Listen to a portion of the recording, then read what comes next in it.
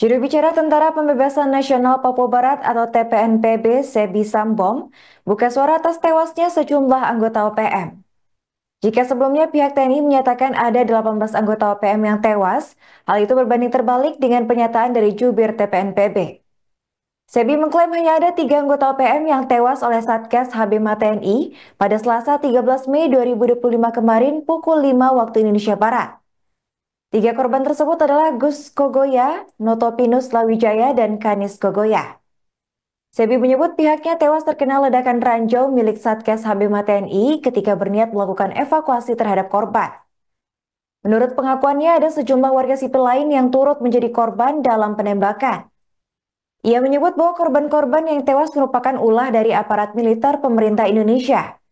Sebi juga menuding bahwa aparat tersebut sebelumnya melakukan penculikan, menembak, dan lalu mengkremasi jasad korban. Atas insiden itu lantas ia menuntut pemerintah Indonesia untuk menghentikan penggunaan bom ranjau di sekitar mayat anggota OPM.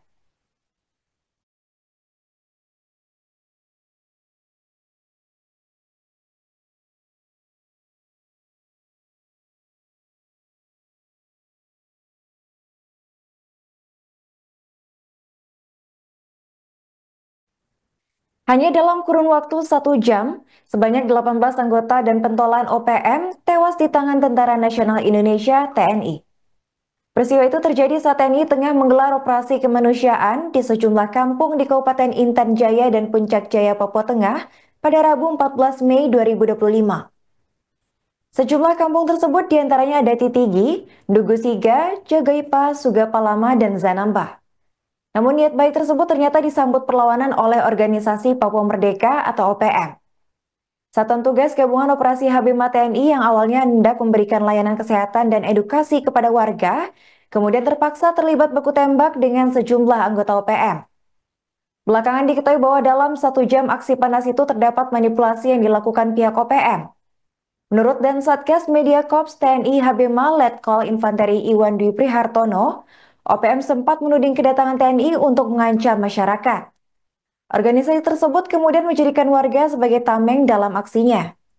Akibat dari tindakan manipulatif yang dilakukan OPM, terjadilah kontak senjata antara TNI dengan OPM.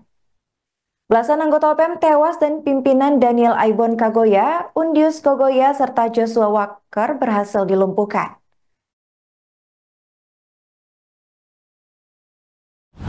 Berdasarkan laporan resmi di lapangan, sebanyak 18 anggota OPM tewas dalam kontak senjata. Peristiwa itu terjadi di distrik Sugapa, Intan Jaya pada Rabu 14 Mei 2025 sekitar pukul 04.00 waktu Indonesia Timur. Saat itu aparat TNI hendak memberikan pelayanan kesehatan dan edukasi ke warga di Kampung Titigi, Dugusiga, Jendapa, Sugapalama, dan Zanambah.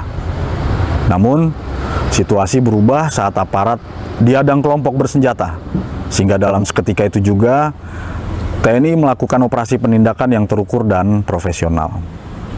Dalam operasi tersebut, aparat TNI juga menyita sejumlah barang bukti, diantaranya 1 pucuk senjata organik AK-47, 1 pucuk senjata rakitan, puluhan butir amunisi berbagai kaliber, kemudian busur dan anak panah, serta bendera bintang kejora.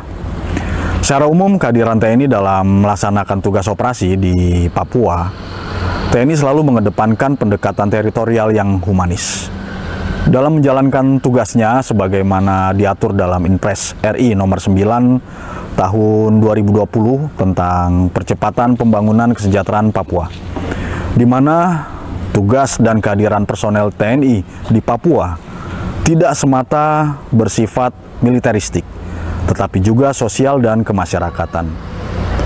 Hal ini diwujudkan melalui tugas memberikan dukungan pengamanan di wilayah Papua, mendukung Pemda dalam penyediaan pelayanan dasar, pelayanan pendidikan, dan kesehatan, serta membangun komunikasi sosial yang inklusif dengan seluruh pihak di Papua.